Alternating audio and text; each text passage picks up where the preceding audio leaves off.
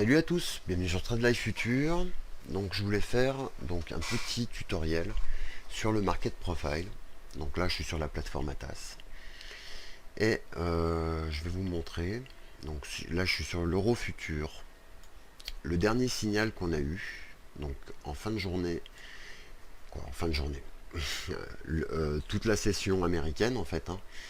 Pendant la session américaine, l'euro donne un signal de renversement de tendance. Ici, on a quand même de 0,722, donc qui était le plus bas du jour. En fait, on a ouvert ici. Donc, on a eu deux signaux. On a eu, donc, on ouvre ici, on part à la baisse, on remonte, et on a un premier trade short sous la VA de la veille. Donc déjà, ici, très beau signal de vente. D'accord ? Et derrière, celui-là, qui est encore plus joli pour moi, je trouve.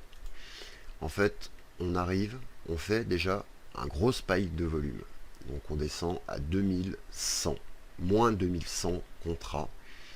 Et derrière, les deltas commencent à donner des signaux, tout doucement, de renversement. Alors que les cours continuent à marquer des plus bas.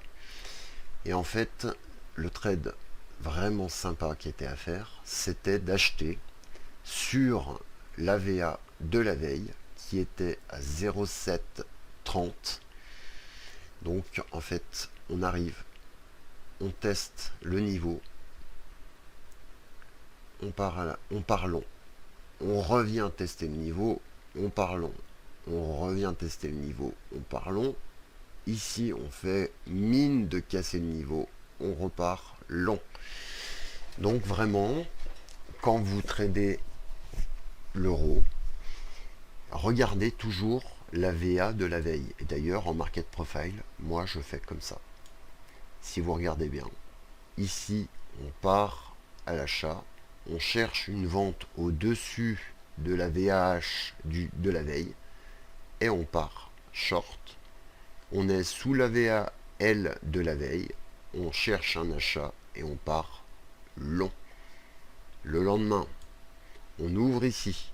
Donc on ouvre au-dessus de la VAH de la veille. On short ici.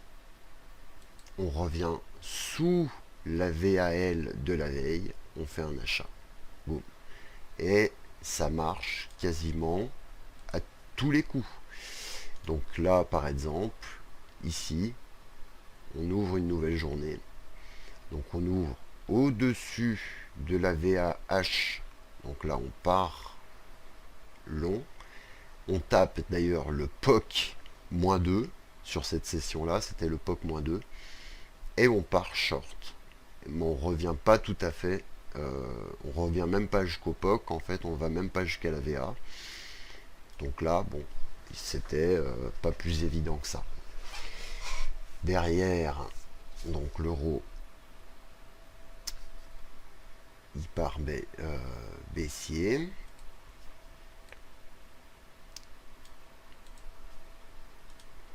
Voilà. Donc je trouve quand même que c'est assez intéressant.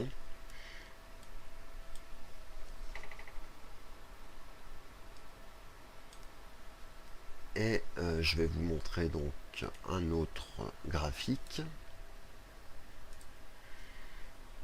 Donc cette semaine, le point de short optimum, il était là. Et il était prévisible. En fait, ce point de short était vraiment prévisible la semaine dernière, en fait. Donc la semaine s'arrête ici. Donc l'euro avait clôturé ici.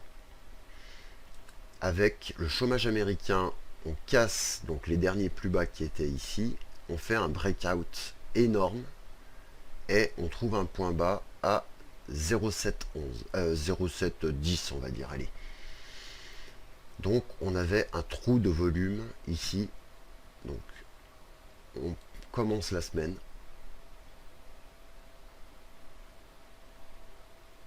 Et on revient faire quoi? On teste donc le dernier support cassé sur le NFP et on revient légèrement travailler dans les petits volumes qui commencent ici. Et en fait, si on regarde bien, on pourrait la semaine prochaine, c'est pour ça que je vous ai tracé ça, on pourrait la semaine prochaine continuer peut-être donc à essayer d'acheter vers ce qui devient la VAL, donc weekly -1. Donc la semaine prochaine, on voit ce qui se passe. Là, on ouvre non loin de la VAH de la semaine dernière. Donc potentiellement faire une vente ici pour aller chercher la VA ici, peut-être même les derniers plus bas. Mais tant qu'on est, si on arrive à tenir, on va dire, au-dessus de 0,710, on essaye de faire un achat si on a des signaux intéressants. D'ailleurs, on a fermé sur un spike, donc je pense que ça va dans cet objectif de revenir vers un 7,20 et on achète. Donc on essaie de vendre par là, on achète ici pour viser les derniers plus hauts à retester. Ce sera soit une zone de short, soit une zone de cassure pour revenir fermer le single print et là on a une zone vraiment intéressante qui est donc le POC -2 hebdomadaire. Donc là le POC -1, le POC -2 qui est ici, plus la VAH mensuelle en cours. Donc elle peut encore bouger. Mais pour l'instant, elle est ici. Et cette zone correspond au single print ouvert pour le chômage américain. Donc ça peut être une très très belle zone de vente. Et ce niveau de short, comme je le disais, il était quand même très prévisible. On arrive, on tape, bon, quasiment, hein, on l'a pas tout à fait touché, mais là, je pense qu'il y avait vraiment matière à prendre vraiment un beau short pour aller shorter. Bon, ça n'a pas cassé. Pour l'instant, l'euro fait des hauts de plus en plus hauts.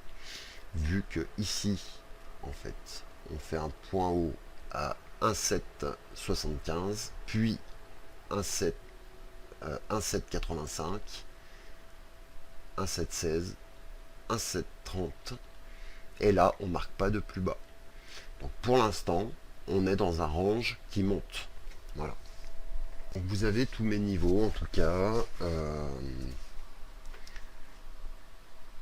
Je vous conseille d'ajouter sur les deltas, pour ceux qui travaillent sur Atas, sur les deltas, ajouter ces deux lignes à peu près 1100 delta, 1200 delta, car en général, quand on arrive en dessus, on a une vente à faire.